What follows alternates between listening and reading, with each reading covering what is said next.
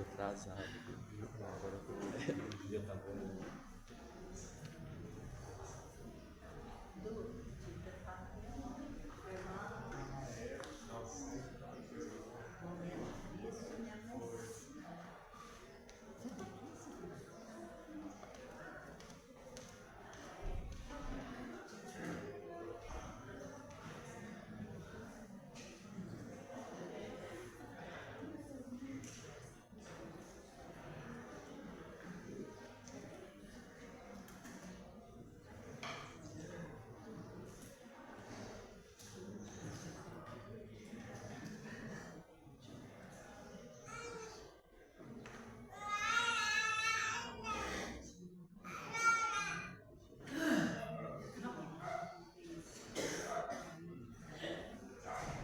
Meus irmãos, graça e a paz do nosso Senhor Jesus Cristo. Amém. Vamos dar início à nossa 10 minutos. Agora eu deixei o tablet aqui, agora eu estou olhando ele aqui também. Não serei enganado nessa manhã. Vamos dar continuidade então à nossa série de estudos, As Boas Novas que Quase Esquecemos, né? É um livro que nós vamos seguir durante alguns meses na nossa escola dominical. É um livro que traz aqui o Catecismo de Heidelberg, que foi um dos primeiros catecismos da fé reformada, né, que nós temos. É o catecismo mais usado pelos reformados do mundo. Não é o catecismo que a nossa igreja presbiteriana tem como símbolo de fé. O nosso é da Confissão de Fé de Westminster, né? Só que ambos são catecismos reformados. Esse daqui, ele é menos profundo, acadêmico do que o nosso de Westminster, né? Eu pretendo, em algum momento, também tratar na nossa escola dominical sobre o nosso catecismo.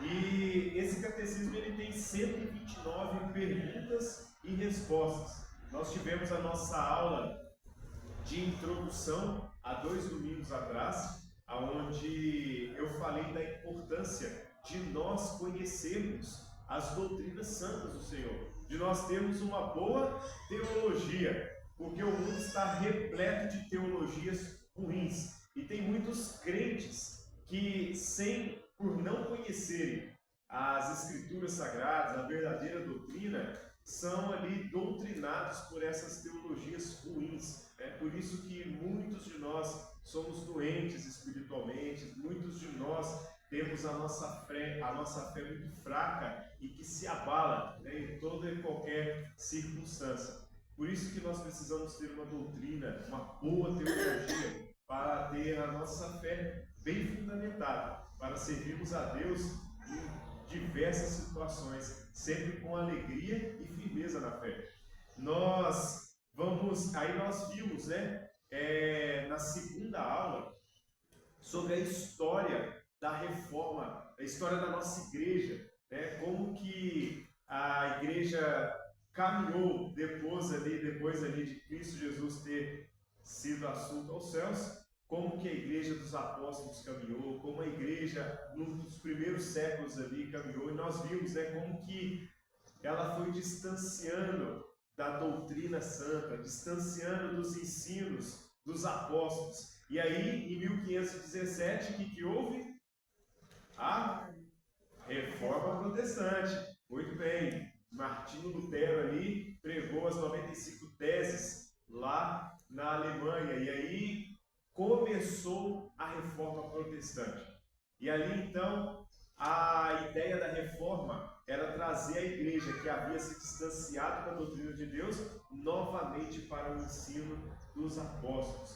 E ali, durante essa reforma protestante, nossos irmãos, né, que batalharam ali para reformar a teologia, eles produziram vários catecismos, né, que são o quê? São confissões de fé do que nós cremos. E por que eles tiveram que fazer isso? Porque quando iam surgindo dúvidas acerca do entendimento da palavra de Deus, eles piedosamente reuniam seus teólogos, seus pastores, e ali, por alguns meses, ou até mesmo anos, eles ficavam debatendo os principais assuntos, ou aqueles assuntos que estavam em dúvida. E ali, então, sempre recorrendo à Bíblia, à Palavra de Deus, eles iam escrevendo qual era a interpretação correta, qual era o ensino dos apóstolos, né? O que a Palavra de Deus realmente afirmava. E ali foram então elaborados vários catecismos com o propósito de ensinar as crianças,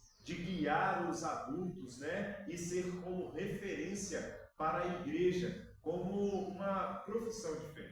A nossa igreja, ela é uma igreja professa. Nós temos uma fé que nós professamos. E a nossa fé, ela é sintetizada, ela é escrita, né? Para qualquer um que queira conhecer a nossa fé, ela tem esse acesso. Pode ler. Mas o que a igreja presbiteriana prega, né? Quem aqui já foi de outra denominação? Eu já. Quando vocês vieram para a igreja presbiteriana, vocês se preocuparam em saber qual que era a profissão de fé? Eu não. A Giovanete foi a mais puritana de nós. Eu não tive essa preocupação. Eu só fui levado e fui chegando, né? E aí, infelizmente, nessa trajetória minha, eu fui aprendendo algumas coisas erradas também, né? Às vezes por falta de conhecimento de algum professor de escola dominical, algum irmão mais velho da igreja, né? Ele ensinou alguma coisa que não era tão assim correta ali, de acordo com a palavra de Deus. E aí, depois de uns 7 anos já que eu já estava, uns 5 anos que eu já estava na igreja presbiteriana, eu fui conhecer a profissão de fé da igreja presbiteriana, né? O nosso catecismo. E aí então eu fui entendendo qual que é a nossa doutrina. E isso é interessante, porque muitas igrejas não têm a profissão de fé escrita. E aí você entra, você se depara com muitas surpresas, né? Então será muito importante. Quem não conhece, pesquisa aí Confissão de Fé de Westminster, né? Na internet. Depois eu vou colocar ela no grupo da nossa igreja, os irmãos lerem ela também, para saber o que a nossa igreja professa, né? O que ela acredita de acordo com a palavra de Deus. E aí nós vamos aprender nos próximos meses, né, sobre essa doutrina reformada. E agora então a gente vai passar para as perguntas, né? Hoje nós vamos passar pela primeira e a segunda pergunta do Catecismo de Heidelberg, que são perguntas introdutórias. Elas vão ali dar o pontapé inicial de todas as demais perguntas desse catecismo. E aí a gente vai entender um pouquinho qual que é o propósito desse catecismo. O que esses teólogos, quando reuniram, qual era o objetivo deles para com a igreja. E nessas duas perguntas a gente vai ter ali como se fosse a introdução desse catecismo, né? Então, primeira pergunta, e agora os irmãos podem, diferente da aula passada, né, que foi corrida, foi uma contação de história, hoje vocês podem perguntar, viu gente? Pode interromper, perguntar, questionar, que escola dominical boa é essa, né? Porque tem bastante perguntas. Qual é o seu único conforto na vida e na morte? Olha só, vamos refletir um pouquinho nessa pergunta. Qual é o seu único conforto na vida e na morte? Olha só, notem que a palavra único, ela dá um sentido especial nisso daí. Porque sem ela, o que poderia ser a nossa resposta, né? Qual que é o seu conforto na vida? Ué, o meu é sentar no sofá, descansar no final do dia, se tiver ali um pão de queijo, um cafezinho quente, uma broa, né? Isso aí traz conforto, né? O conforto da minha cama. Tem gente que gosta de pescar, ficar sentado no beira-lago pescando me traz conforto. Tem gente que gosta de assistir um bom filme, de ler um bom livro. Várias coisas trazem conforto para a nossa vida. Mas agora eu quero que vocês pensem, qual que é o único conforto na vida e na morte para vocês? O que vocês falam assim, não, o meu único conforto que dá sentido na minha vida, né, é isso. Vamos lá, conforto. A palavra conforto, ela traz um sentido mais profundo do que somente conforto.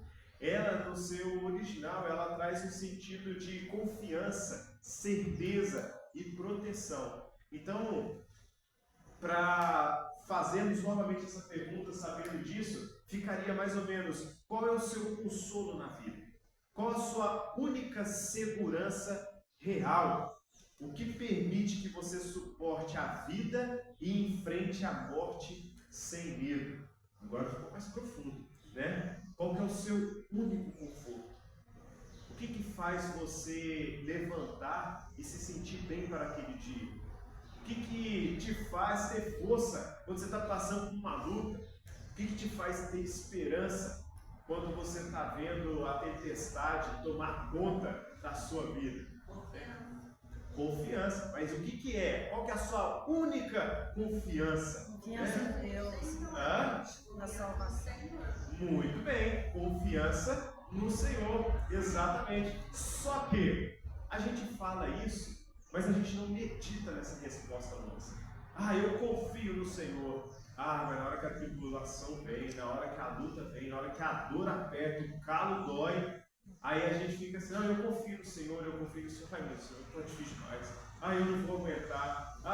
Eu confio no Senhor. Mas só ficar repetindo eu confio no Senhor sem se aprofundar no que isso realmente significa, na hora da dor e do sofrimento, da luta, ou quando Deus te chamar para fazer uma obra muito difícil, aí só falar que confia no Senhor não vai ser o suficiente.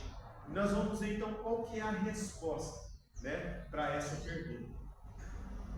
Segundo o catecismo, a resposta é: meu único conforto é que meu corpo e minha alma, tanto na vida como na morte, não pertencem a mim, mas ao meu fiel Salvador Jesus Cristo, que com seu próprio sangue pagou totalmente pelos meus pecados e me libertou completamente do poder do diabo.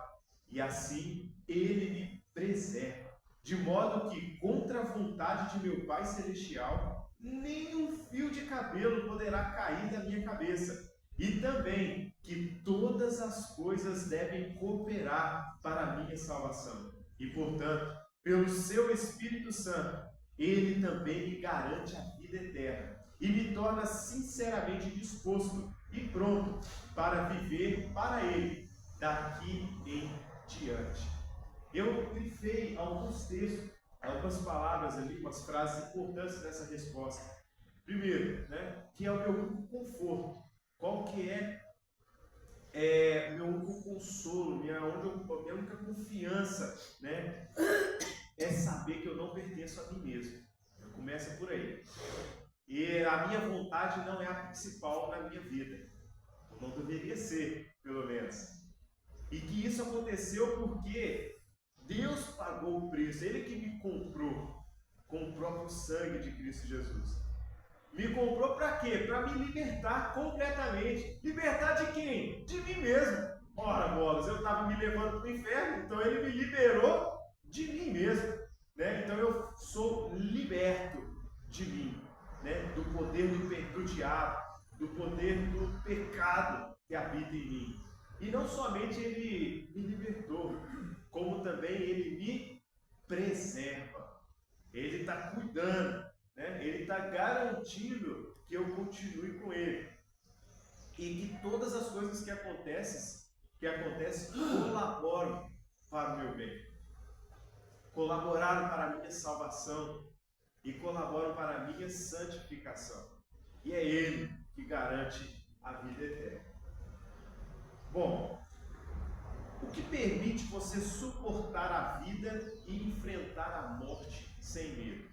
O que permite a gente suportar a vida, que não é fácil, mas enfrentar a morte sem medo? Eu já escutei de muito crente, né? Eu tenho medo de morrer. Eu não quero morrer, não. Não, agora não. Não, eu sou novo ainda. Não posso morrer. Né? Tem gente que tem medo da morte. Medo mesmo.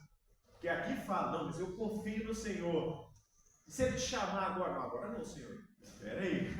Eu confio, mas eu quero caminhar um pouquinho mais aqui, né? O que te faz suportar a vida e enfrentar a morte sem medo? Dizer que confio no Senhor seria o fato de você ler a Bíblia todos os dias? Será que a minha única confiança no Senhor que me fortalece, aonde eu tenho ali consolo, é o fato de eu ir à igreja todos os domingos? É isso que me consola? Será que são as contribuições que eu faço para os pobres, ou então meus dízimos e as minhas ofertas? Não, eu confio nisso. E tem gente que confia mesmo. Não, Deus vai me honrar. Eu confio porque eu sou fiel a Deus, eu pago, né? Ainda fala pago. Eu pago o dízimo, eu pago a oferta. Ou seja, né? Eu estou comprando Deus. Tem gente que confia nisso. Será que pode ser então a sua conta bancária cheia ou uma aposentadoria poupuda, bem garantida? Porque tem gente que confia nisso. E não é difícil nós termos a nossa confiança no nosso saldo bancário. Porque tem gente que defende uma fé bonita, até demonstra uma fé muito bonita, até falir financeiramente. Porque quando você tem dinheiro no banco, né, para socorrer você no momento de aperto, quando você está passando por uma doença, e aí você tem dinheiro para ir nos melhores médicos, nos melhores hospitais, isso aí traz uma confiança. Será que a nossa única confiança está nisso? De muitos crentes estão. Ou será que a sua confiança, aonde você tem condição de suportar a vida e enfrentar a morte, está no fato de que você nunca cometeu grandes pecados na vida? Isso também acontece. O orgulho.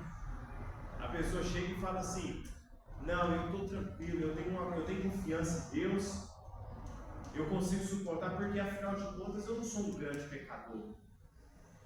Eu nunca cometi, nunca matei ninguém, nunca traí minha esposa, meu marido, eu sou um bom pai, eu nunca deixei de pagar as minhas dívidas, não estou devendo ninguém, nunca dei calote em ninguém. Então tem gente que confia no fato que nunca cometeu grandes pecados. Então assim, por eu não ter cometido, então eu estou bem. Eu posso andar tranquilo, está tudo certo comigo.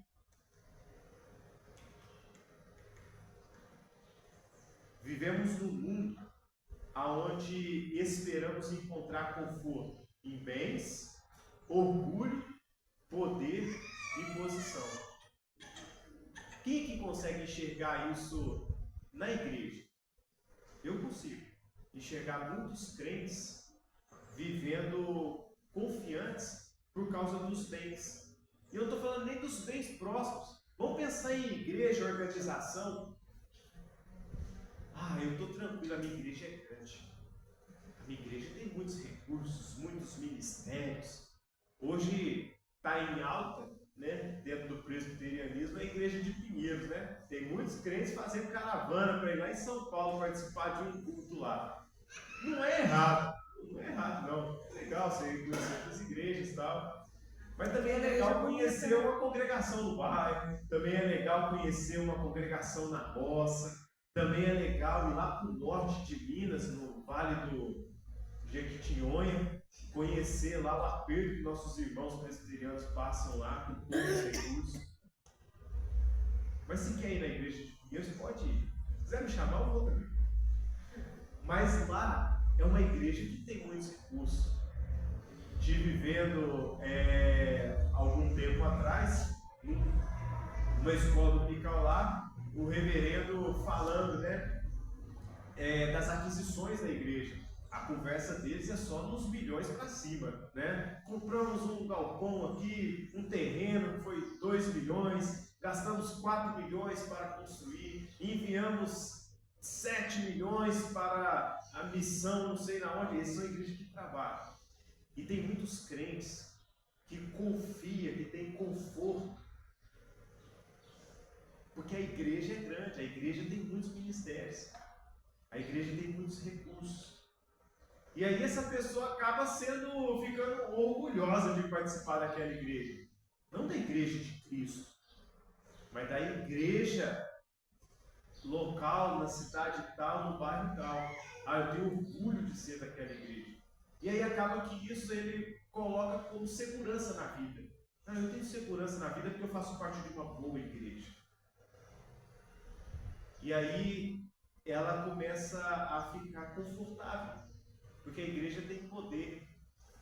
Tem poder para quê? Para influenciar. Às vezes a igreja está cheia de pessoas ricas, cheia de pessoas influentes na sociedade. E aí eu lá no meio daquele povo, aqui eu estou bem, né?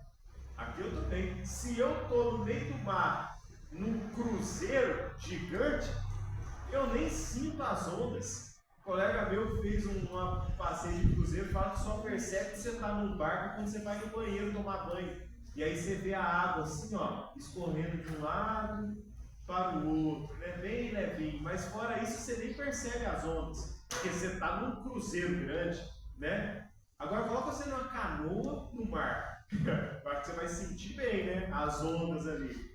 Então tem gente que está numa igreja grande, poderosa, com muitos recursos, confia nisso. Confia nesses recursos, nesse poder. Eu escrevi aqui assim, ó, a gente ter certeza que a vida nos propõe, a gente aceitar o que a vida nos propõe, porque a gente crê que tudo é permissão de Deus, sim, né? E enfrentar a morte porque a gente tem certeza e confiança na salvação em Cristo Jesus.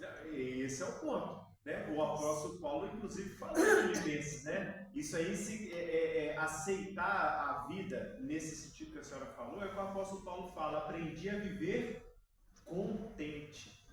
Porque em toda e qualquer circunstância. Tá tudo bem? Eu estou contente. Tá tudo mal. Eu estou contente também, né? Porque eu sei que eu posso tudo naquele que me fortalece. Não é que eu posso conquistar todas as coisas. Não, eu posso suportar todas as circunstâncias. Porque a força não está em mim. Sabe, a força está em Deus.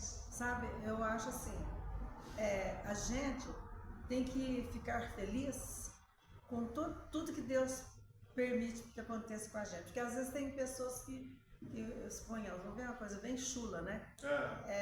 A gente vai lá, ali no mundo mágico, compra uma blusa, né? Aí tem uma lá que custa R$600, a outra custa R$150. A gente olha no nosso bolso, a gente vê que a gente não pode comprar aquela de 600. Então a gente compra de 150 e fica feliz com ela e pronto, acabou. Não fica pensando naquela outra lá, não é? Por quê? Porque foi isso que eu posso. É a gente estar feliz com aquilo que a gente pode. Sim. E com aquilo que a gente tem. E eu vou aprofundar mais ainda. Tem um pastor que ele foi assaltado. E aí ele escreveu a oração dele. E um trecho da oração dele a oração dele tem 3 agradecimentos, né? O primeiro, eu vou ver se eu lembro de todos. Fala assim: eu agradeço a Deus porque roubou só minha carteira e não tirou minha vida. Amém. Eu agradeço a Deus que ainda que Ele tivesse levado tudo que eu tenho, é muito pouco. Não é quase nada perto do que Ele não pode tirar. E terceiro, eu agradeço a Deus porque eu fui o roubado e não era eu que estava roubando. Então você começa a agradecer a Deus até numa tragédia. Você tem uma vida contente, uma vida alegre, porque, afinal de contas, você não pertence a você mesmo. Não é isso que a gente viu? Nós não pertencemos a nós. E aquilo que nós temos, que foi dado por Deus, ninguém pode tirar, né? Então, olha só, nós construindo aqui a nossa resposta para a pergunta, né? Qual é o seu único conforto na vida e na morte? Porque eu não pertenço a mim mesmo, né? Porque eu sei viver contente em toda e qualquer situação, porque eu sei que é Deus que está controlando a minha vida. Posso estar numa igreja grande, com recursos, como eu posso estar também numa aldeia de índios sem recurso nenhum pregando o Evangelho. Às vezes eu vou estar mais feliz na aldeia de índios pregando o Evangelho sem recurso nenhum do que numa igreja de uma capital grande, cheia de recursos. Não é mesmo?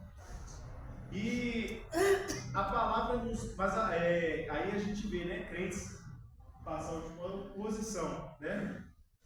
Tem conforto na posição que ocupa. E lembrando que nós estamos falando de dentro de igreja. Às vezes eu tenho conforto na minha vida e na minha morte, porque eu sou presbítero. Que eu canto no ministério de louvor, porque eu sou pastor, porque eu sou esposa de pastor, porque eu sou presidente da SAF, porque eu sou professor do departamento infantil, porque eu ajudo na junta de missões da igreja, que eu participo do ministério. A sua posição, aí você coloca todo o seu conforto, toda a sua segurança de vida e na morte, porque você tem uma posição dentro da igreja. Tem gente que é assim. Inclusive, se tirar essa posição dela, ela titubeia na fé. Ela enfraquece. Aonde será que nós estamos colocando o nosso conforto, a nossa segurança? Alisson. Muito interessante isso, a gente colocar a nossa fé. Tem um hino que a gente canta com muita alegria aqui no nosso lar: sou feliz com Jesus. Mas alguns dos irmãos que já procuraram saber da história, como ele foi escrito? Eu já também, se quiser contar, vou falar. Então, Philip, ele era um empresário da Inglaterra, tentar ser o mais breve possível, e ele passou pela Grande Depressão e perdeu tudo, e resolveu se mudar para os Estados Unidos. Mas no tempo, ele manda sua esposa e suas filhas na frente para que ele resolva as coisas e vá. No meio do caminho existe um naufrágio e morre todo mundo, inclusive aí sobra somente a esposa. E ele fica sabendo. Então ele recebe uma carta dela: estou bem, porém só. Ou seja, ele tinha perdido as filhas, tinha perdido dinheiro, tinha perdido tudo. E ele escreve um dos hinos mais emocionantes, né? Sou feliz com Jesus. Ele tinha tudo para largar a fé, tinha tudo para abandonar, não tinha mais a sua empresa, não tinha mais as suas filhas, não tinha mais o prestígio, não tinha mais a pompa de ser um empresário, ou às vezes um presbítero ou alguma coisa, mas ele era feliz com Jesus. Amém, e é isso mesmo. E depois que ele chegou nos Estados Unidos, Deus concedeu mais filhos para ele, e ele começou um ministério de, salvo engano, não sei se foi no sul na África, que aí, de pregar o Evangelho, e ganhou ainda o Nobel da Paz, esse cara. Você vê como que o único conforto, o único consolo, a única confiança que ele tinha, né, estava no lugar certo. Né? Por isso que ele ainda continuou firme na fé. E a palavra nos mostra que o nosso conforto está no fato de que não pertencemos a nós mesmos, mas em Cristo que nos comprou. Eu estou com todos os textos bíblicos escritos ali. Se os irmãos quem não estiver conseguindo ler, quiser abrir a Bíblia, pode ficar à vontade. Está lá em Gálatas 2, 19b até o versículo 20. Está escrito assim: estou crucificado com Cristo. Logo, já não sou eu quem vive, mas Cristo vive em mim. E esse viver que agora tenho na carne, vivo pela fé no Filho de Deus, que me amou e a si mesmo se entregou por mim. Tem uma música do Ademar de Campos que ele fala: Cristo morreu a nossa morte para que nós vivêssemos a sua vida. Então, não pertencemos a nós mesmos. E o que é interessante a gente ter esse entendimento, que a partir do momento que você acha que tem autoridade sobre si mesmo, você começa a supervalorizar os desejos do seu coração. Começa a supervalorizar as suas vontades. Ao ponto de que, se Deus pedir para você fazer algo que você não está com vontade de fazer, você bate o pé e faz pirraça. Tem gente que faz isso. Ei, nós fazemos isso. Eu já fiz isso. Deus aponta um caminho, mas, Deus, não era o que eu planejei. Não é o que está no meu coração. E eu, certa vez, a gente estudou aqui na escola dominical, o perigo da paz no coração. Porque tem gente que é guiada pela paz no coração, só que tem um entendimento errado dessa paz no coração. E ele fala assim, eu estou sentindo uma paz no coração tão grande de tomar essa decisão, que é da vontade de Deus. Eu estou sentindo uma paz tão grande para eu ir por esse caminho que eu entendo que é da vontade de Deus. Porque se não fosse de Deus, eu não estaria com essa paz no coração. Jonas foi parar na barriga de um peixe com essa paz no coração. Ele chegou e falou assim, um navio para Tarsis? Nossa, que coincidência! Ele estava tão em paz que dormiu no fundo lá do convés, nem estava se importando com a tempestade, porque estava tão em paz. Tomou aquela decisão com paz no coração. Porque na verdade era a vontade de Deus? Não era. Era para ele ter ido para Nínive. Só que a paz no coração dele levou ele para Tarsis. Logo depois para a barriga de um peixe. Né? E aí a gente entende que nem sempre a paz no coração, eu arrisco até dizer que quase sempre a nossa paz no coração está tentando nos enganar. A gente tem que entender que nosso coração é enganoso, corruptível, né? Inclinado para o mal. Nós vamos aprender isso aqui também, hoje. E aí, a gente tem que entender que como que eu quero dirigir a minha vida, como que eu quero ser o Senhor da minha vida, sabendo que o meu pior inimigo sou eu mesmo, sabendo que eu me engano, sabendo que eu sou facilmente derrubado pelos desejos do meu coração. Então, primeiro ponto, não pertencemos a nós mesmos, mas Cristo que nos comprou é que é o nosso Senhor. Segundo ponto, né? Como que eu vou, qual que é o meu único consolo? O que eu preciso saber? Eu sei que meu único consolo é quando Ele, Deus, é quem me garante a vida eterna.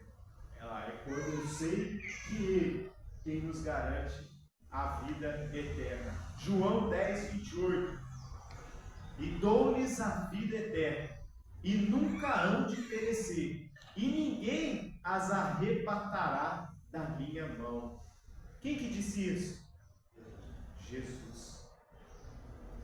Gente, olha só, eu fico pensando o seguinte, quando uma pessoa pega algo precioso seu emprestado, você empresta, mas não querer emprestar, né? Você fala assim, pronto, cuidado, hein? Aí o cara chega e fala assim, pode ficar tranquilo, eu não vou perder isso daqui de maneira nenhuma. De maneira nenhuma eu vou perder isso daqui. Pode ficar tranquilo que eu vou dar a minha vida por isso aqui que você está me emprestando. Eu vou cuidar como se fosse meu. Você já tem assim, um pouquinho mais de segurança, mas você ainda fica receoso. Agora imagina o próprio Deus falando isso. Aqui ó, eu te resgatei. Eu te libertei de você mesmo. Te libertei do poder do pecado. Te libertei das trevas. Te libertei do inferno. Mas pode ficar tranquilo que eu garanto que você não vai voltar para lá. Que eu garanto que você vai ficar comigo o tempo inteiro. Não é qualquer um que está falando isso. É Jesus. É o próprio Deus que está falando. Aqueles que o Pai me der, de maneira nenhuma os lançarei. De maneira nenhuma eu vou perder eles. Eu não vou deixar eles cair na minha mão.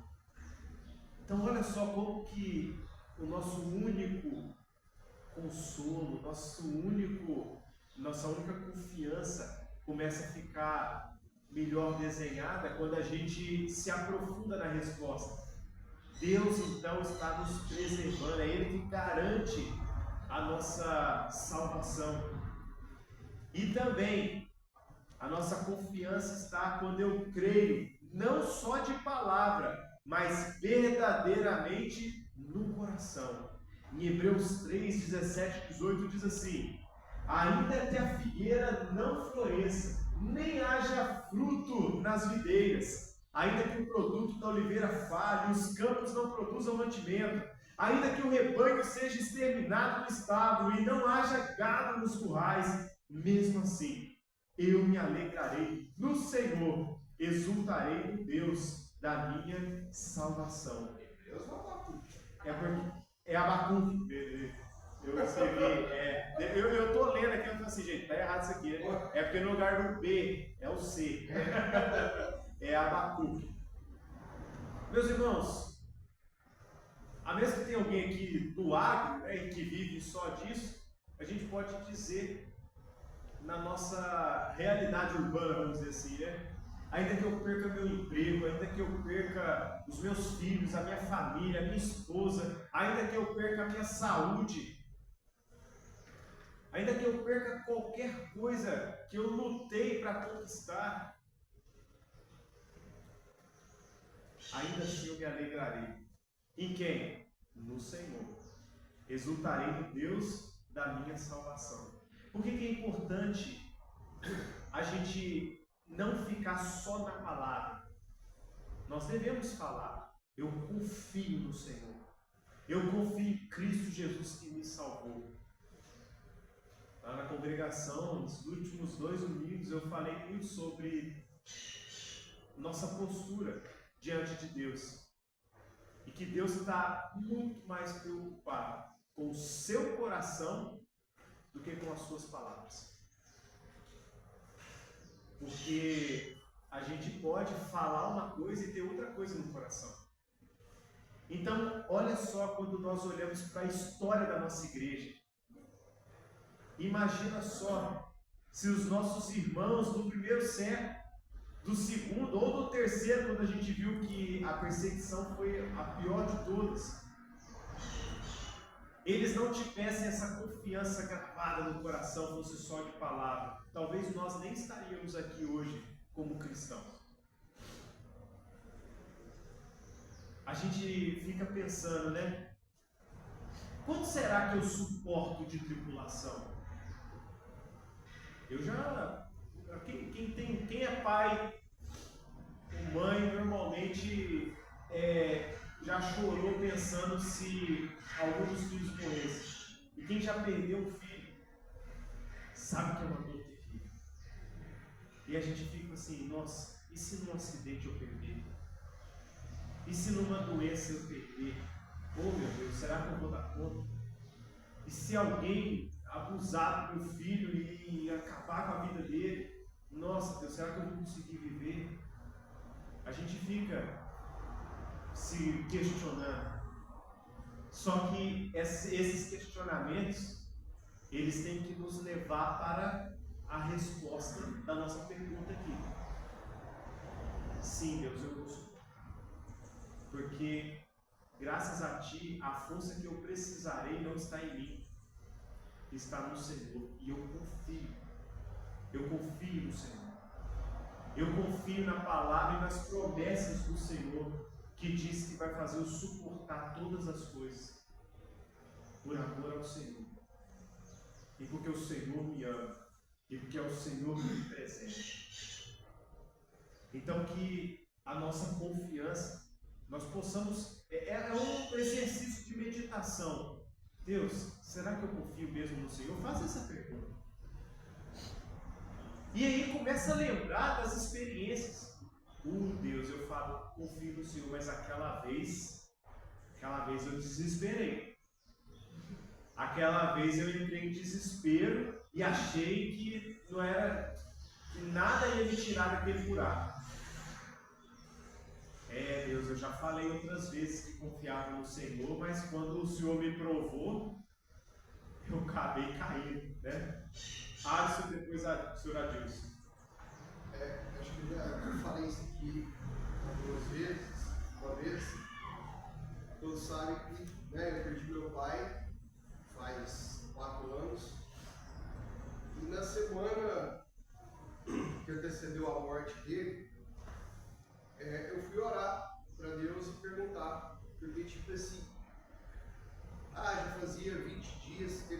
internado, e 14 na verdade, que ele está internado, e nenhuma melhora, e aí a gente vai, né, o médico fala, não, está acontecendo isso e tal, ele está melhorando, mas por mais que o médico fala, a gente quer buscar a Deus, né, e era só eu e ele morar na casa, e Deus falou para mim que ia levar ele.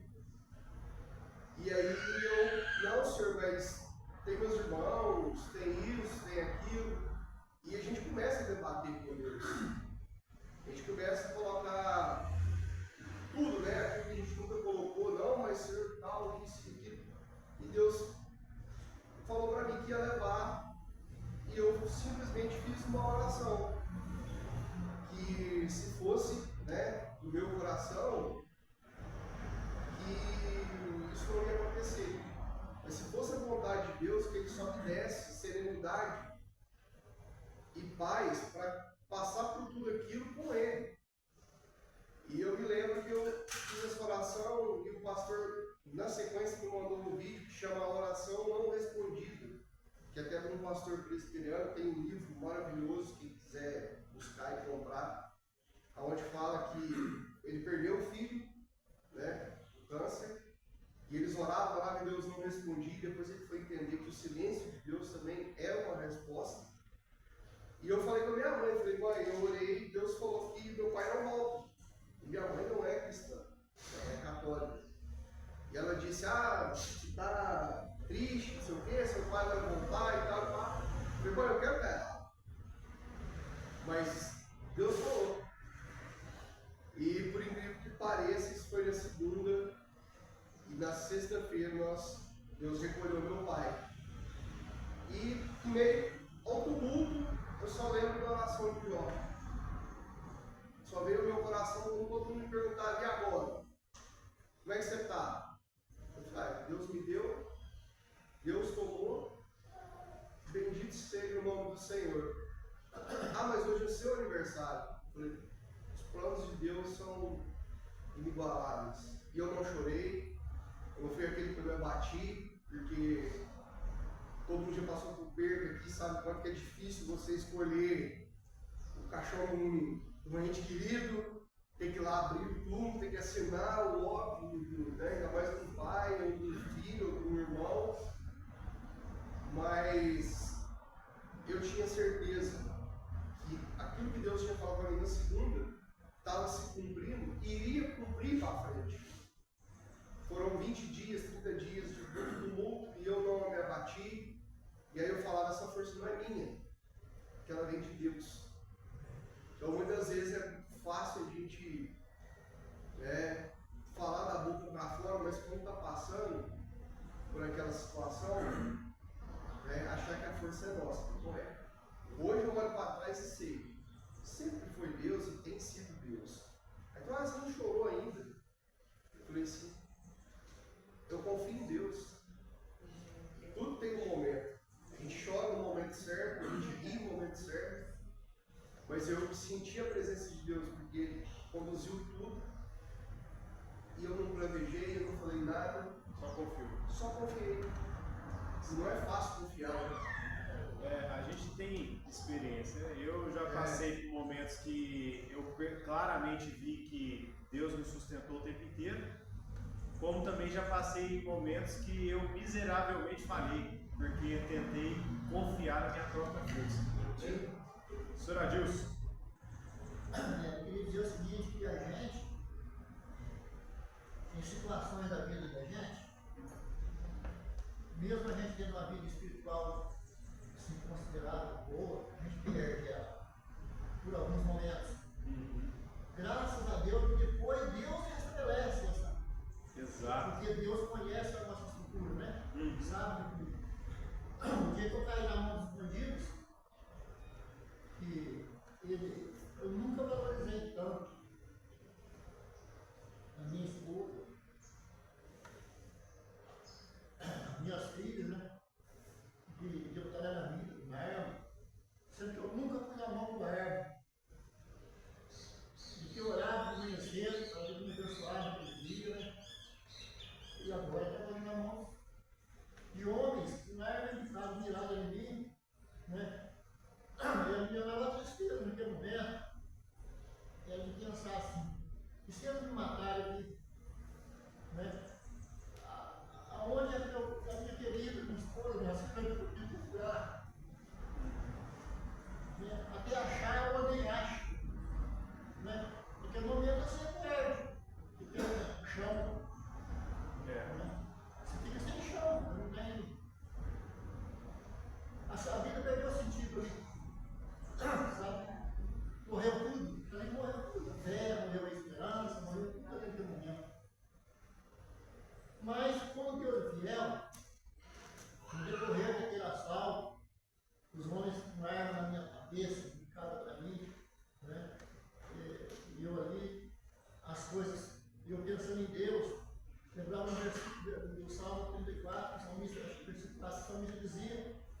estava no fundo do poço.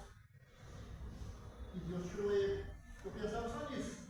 Né? E eles foram falando alguma coisa para mim que foi decorrer pela sala, por horas, na mão deles.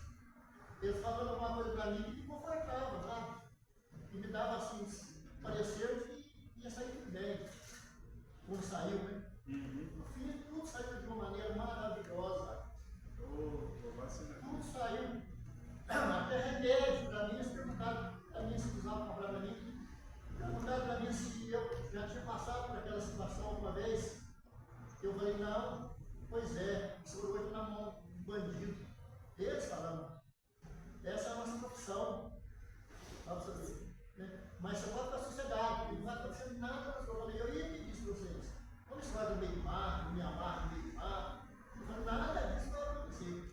Na hora de terminar tudo aqui, nós resolvemos esse negócio, tudo aqui, você vai soltar o senhor lá na cidade, no centro da cidade, essa recurso, direitinho, e correu assim, né? Até o fim. Eles até me criticaram para mim, ir na polícia rodoviária, fazer a igreja, era eu que tinha bolado aqui. Olha só. Esse é profissional, né? A hora que eles me soltaram, eu fiquei igual uma galinha para perto do menino, dos filhos.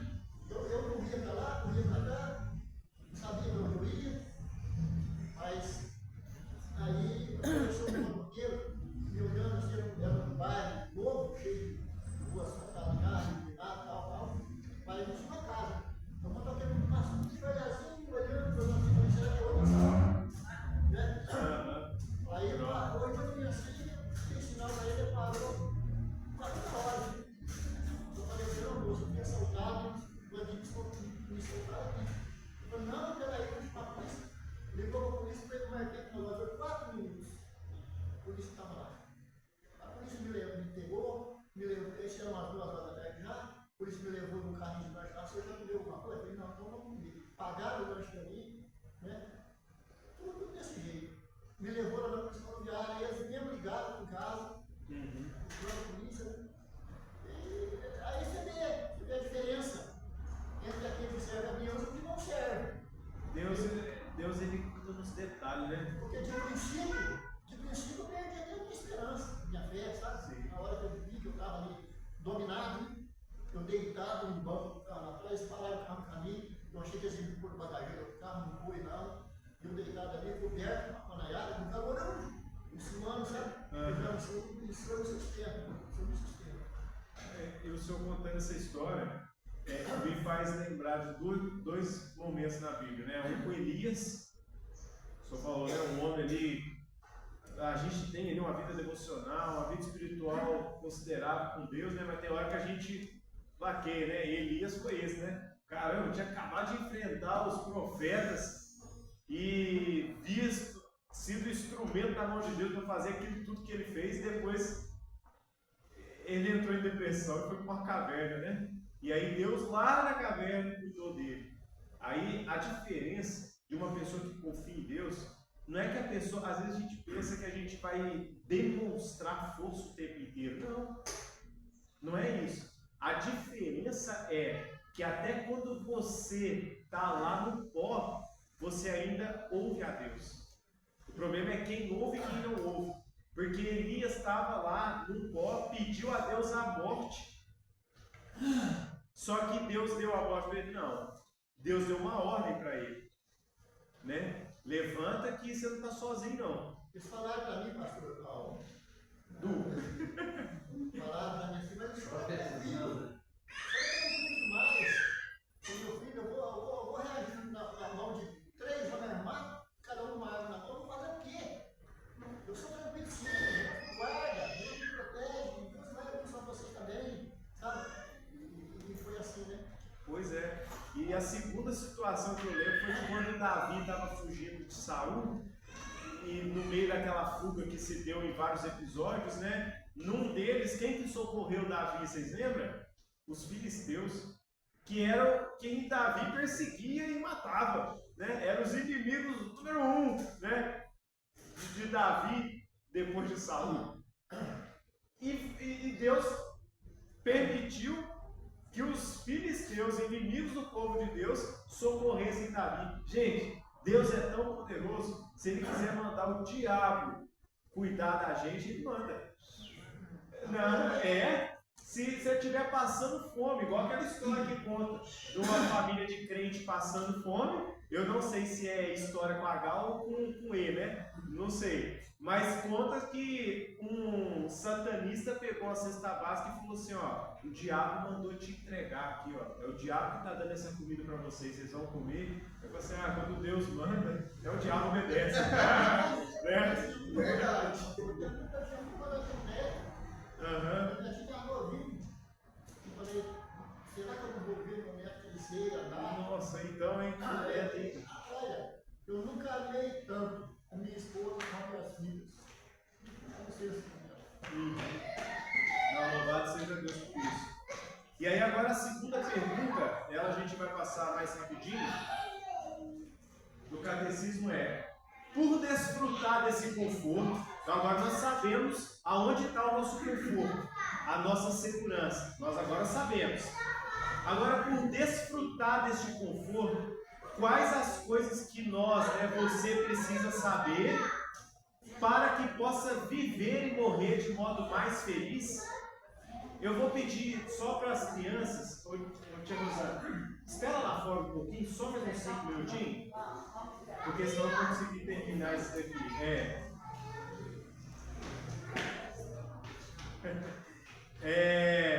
Por desfrutar desse conforto, quais as coisas que você precisa saber para que possa viver e morrer de modo feliz? 3 coisas que a gente precisa saber.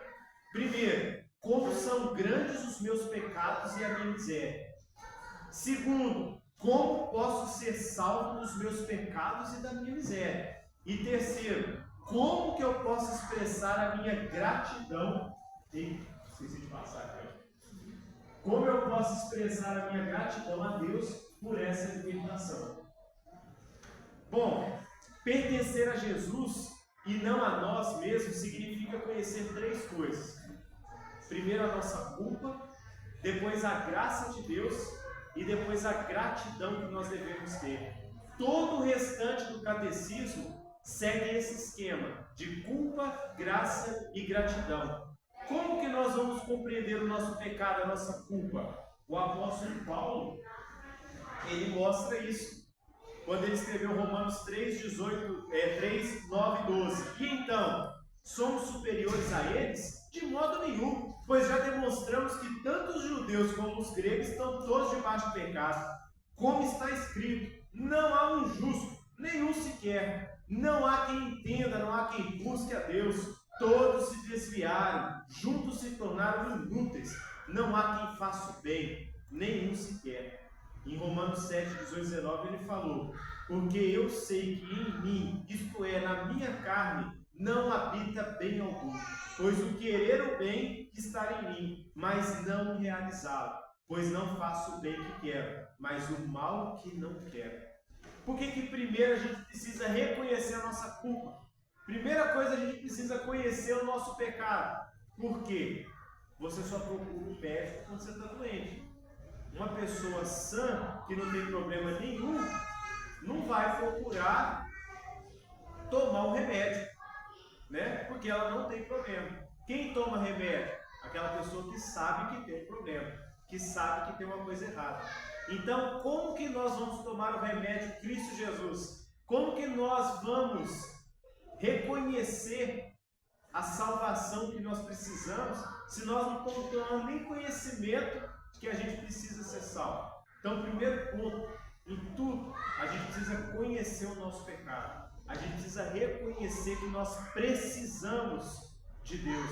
Nós precisamos do agir de Deus na nossa vida em todos os aspectos.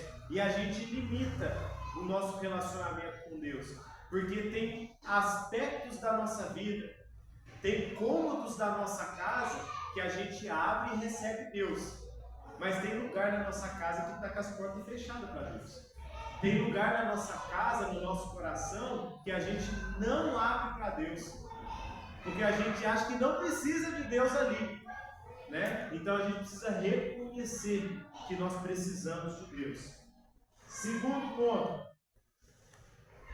conhecer a nossa salvação. Logo, se eu reconheço que eu sou um mísero pecador, destinado ao pecado, ao inferno, e que meu coração é corrupto, e que eu não posso confiar no meu coração, nem nos meus desejos, então eu preciso ser salvo de mim mesmo. Eu preciso ser salvo, eu preciso ser curado. Aí eu tenho que conhecer a graça de Deus. Efésios 2,5 fala: estando nós ainda mortos em nossos delitos e pecados, deu-nos vida juntamente com Cristo. Pela graça sois salvos. Romanos 8,1: portanto, agora já não há condenação alguma para os que estão em Cristo Jesus. Então eu fui salvo pela graça. Não é por obras, não é nada que eu fiz. Foi Deus, foi Cristo na cruz que pagou o preço. Só Ele. Então eu sou salvo pela graça.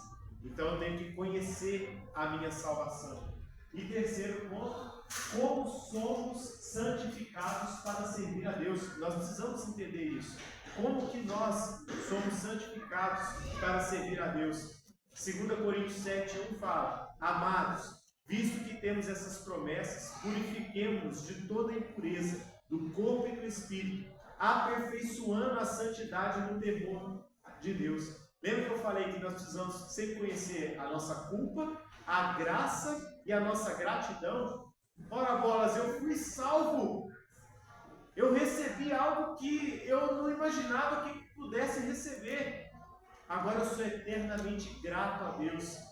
Beleza, Deus não quer ouvir você falando: obrigado, Deus, obrigado, Deus, obrigado, Deus. Ele não quer saber do seu obrigado, Deus. Ele quer saber como que você vive em gratidão a Ele. Primeiro, Ele quer que você se santifique, se purifique. Ah, você está grato mesmo? Você está grato mesmo? Então abandone esse pecado. Então se purifique. Então busque a mim. Então busque santificação. Em 1 Pedro 4,11 fala: se alguém fala como se comunica a palavra de Deus. Se alguém serve, sirva segundo a força que Deus concede, para que em tudo Deus seja glorificado por meio de Jesus Cristo, a quem pertence a glória e o domínio para todos sempre. Amém. Então, sua vida é uma vida de gratidão a Deus? Basta você olhar. Você glorifica a Deus em tudo que você faz? As suas palavras são de edificação e não de destruição? Você coloca os interesses do outro antes mesmo do seu? Você serve a Deus? Uma vida de gratidão é uma vida de serviço a Deus. Não para ser salvo, mas é porque foi salvo. Então, como que tem sido a sua vida de gratidão a Deus? O mundo consegue ver em você uma pessoa grata a Deus pelo que Ele fez? Então nós devemos refletir. E o catecismo e as outras 127 perguntas vão nos ajudar a reconhecer a nossa culpa, a conhecermos cada vez mais a graça que nos salvou e a como termos uma vida de gratidão a Deus. Amém?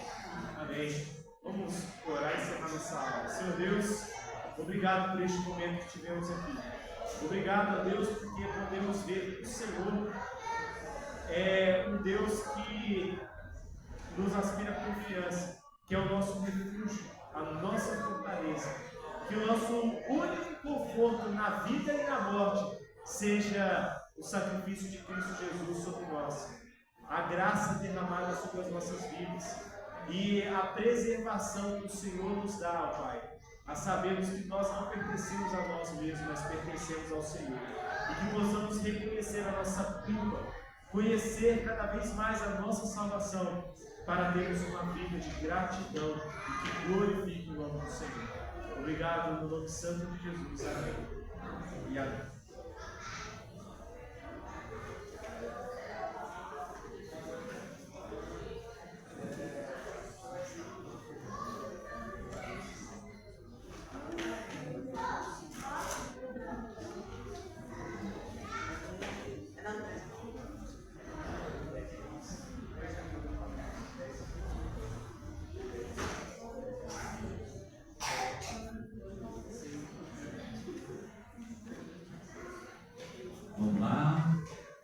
posicionando aí para ouvir as crianças.